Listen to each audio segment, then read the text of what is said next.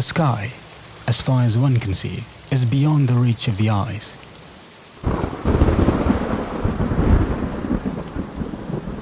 Everyone in some point in their lives have looked up in the sky and wonder, what's out there? What is that bright shiny little dot? Is it a bird? Is it a plane? A planet? Or is it a star trillions of kilometers away?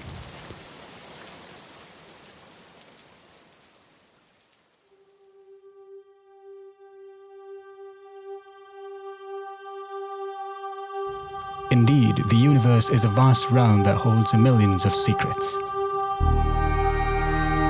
Every night, there is just something new to be discovered.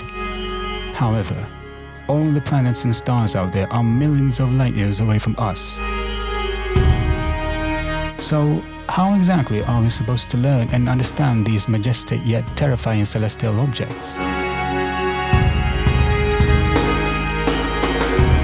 Humans can now go further into the galaxy to explore these uncharted territory and potentially help us understand how the universe came to existence. Okay, kalau kita perhatikan fenomena langit ni sentiasa berlaku tu. Memang berlaku. Dia tak tunggu kita. Dia benda tu berlaku je.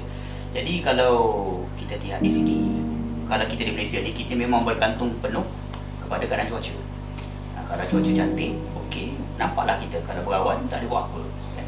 Jadi banyak kes juga bila kita buat perancangan yang kita dah buat planning, kita dah sediakan teleskop, dah sediakan kamera, kita dah halakan dekat mana benda tu akan berlaku. Langit cantik, pukul 4 cantik, pukul 5 cantik, pukul 6 cantik, pukul 6.30 tiba-tiba awan datang. Kita nak tunggu dia pukul 7, pukul 6.30 tiba-tiba awan tu datang. Dan bukan setakat datang, dia tutup satu langit, hujan pula tu pukul 7. Benda tu merupakan satu lumrah, saya katakan, satu lumrah bagi peminat astronomi sama ada yang cerap ataupun yang mengambil gambar kan. Kita memang tidak boleh buat apa-apa, kita hanya boleh mengharapkan agar diberi peluang untuk dapat lihat. Okay. Kita hanya boleh buat persediaan, planning. Tapi yang penting itu kena planning. Dan kalau kita menunggu tiba-tiba, cantik, baru nak pasang teropong, baru nak pasang kamera, memang jadi kelang kabut. Contohnya yang baru-baru ni berlaku di mana lintasan Mushtari dengan Zuhal. Di mana Mushtari dengan Zuhal dia akan nampak berlintas dekat antara satu sama lain, padahal dia jauh lah. Cuma kita daripada pandangan kita kat bumi nampak macam dekat. Dan fenomena lintasan Mushtari dan Zuhal ni dia berulang 20 tahun sekali dia berulang. Cuma bila dia berulang 20 tahun sekali, tak semestinya dia dekat. Kadang-kadang dia jauh sikit. Tapi yang kali ni dia paling dekat. Sejak 400 tahun, 800 tahun. Jadi kita nak tunggu peluang. Jadi pada petang berlakunya momen ketika dua planet itu berlaku, jadi saya dah buat persediaan. Teleskopnya dah ada, kameranya dah ada kan?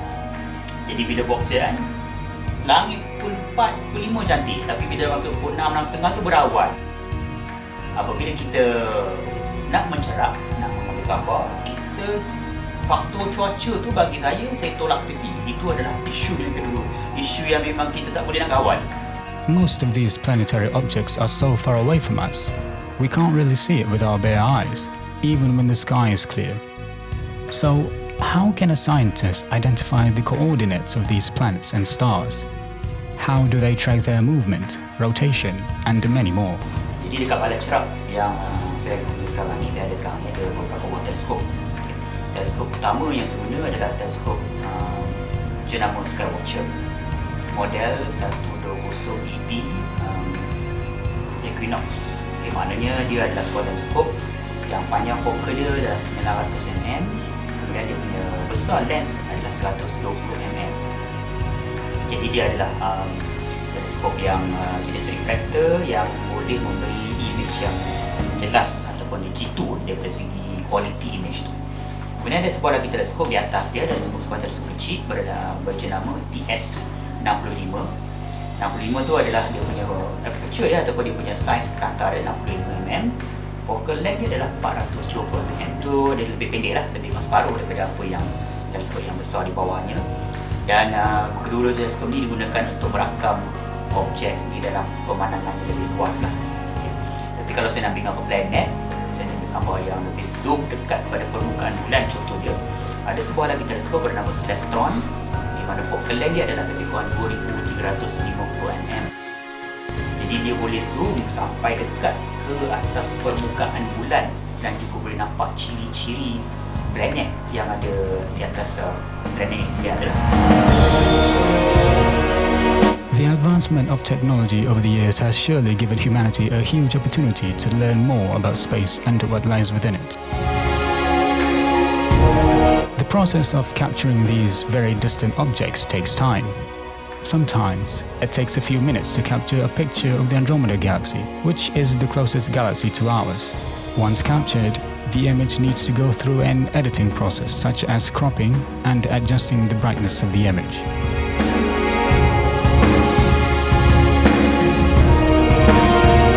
Telescopes have opened our eyes to the universe. We used to think that the Earth was at the center of the universe, but that understanding has simply proven to be false. To be exact, we actually don't know where the center of the universe is, and we would have to make a leapfrog in technological advancement if we'd want to make that happen. However, the sky is not always clear. It's also a challenge when a phenomenon occurs outside of Malaysia. In this case, sky watchers will have to travel abroad in an attempt to find the perfect place for astrophotography. Di kali pertama saya pergi luar negara untuk mencerap adalah kalau tak silap saya tahun 2006. 2006 ketika mencerap gerhana matahari di Turki. Okay, di Turki. Jadi ketika itu saya ikut kumpulan bersama dengan Idris Melaya dengan beberapa jawatan mufti negeri-negeri lah. Jadi itu adalah kali pertama saya pergi dan kali pertama dapat melihat gerhana matahari penuh. Tapi peralatan yang saya bawa tu adalah peralatan yang tidak begitu banyak lah, hanya kamera tripod biasa saja pasal kali pertama keluar negara dan kali pertama mencerap gerhana matahari. Jadi kita pun tak tahu macam manakah keadaan dia, macam manakah suasana dia. Jadi bila dah macam tu, pengalaman 2006 tu saya bawa ke tahun 2009, di mana 2009 tu saya pergi ke Indonesia dan China, kedua-dua gerhana matahari juga. Dan di situ barulah saya dapat lihat orang kata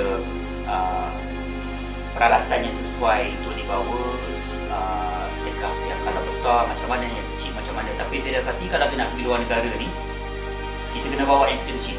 Jangan bawa peralatan yang besar, jangan bawa teleskop besar, jangan bawa tripod yang besar, yang berat, kerana dia akan menyusahkan kita daripada sudut travelling.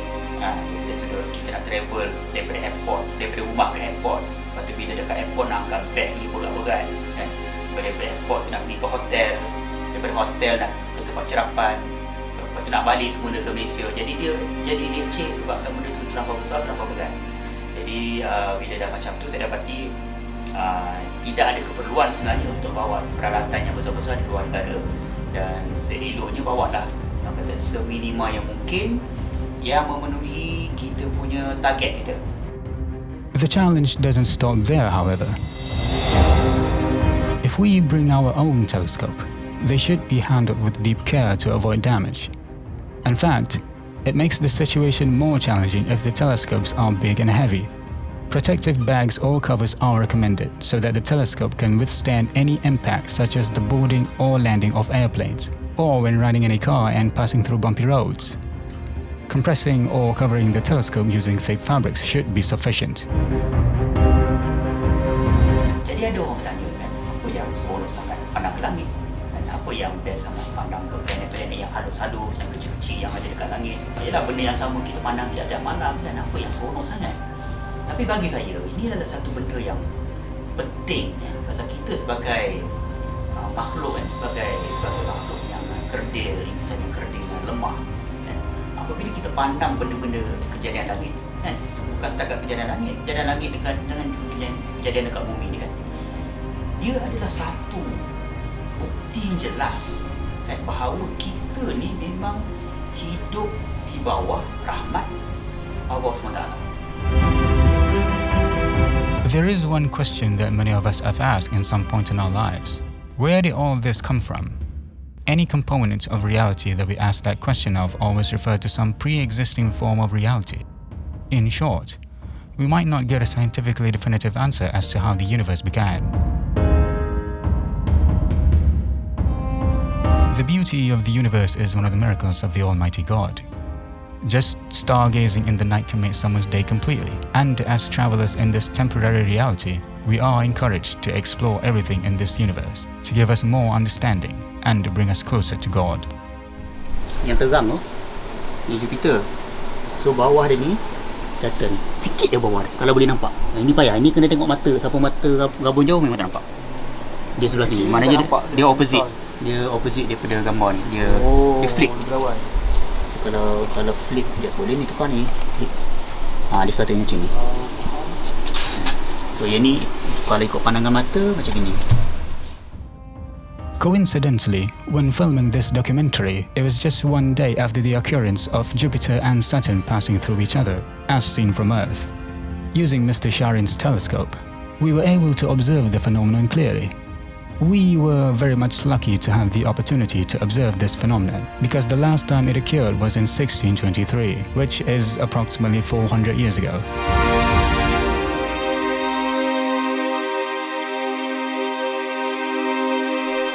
Jadi kalau kita lihat di situ, kita lihat pergerakan segala pergerakan yang berlaku dekat keliling kita ni, kita relatekan dengan apa yang Quran telah sebut, yang Allah telah sebut dalam Quran, surah Al-Imran ayat 190, di mana Allah telah berfirman, mafhumnya, sesungguhnya pada kejadian langit dan pada kejadian bumi terdapat tanda-tanda.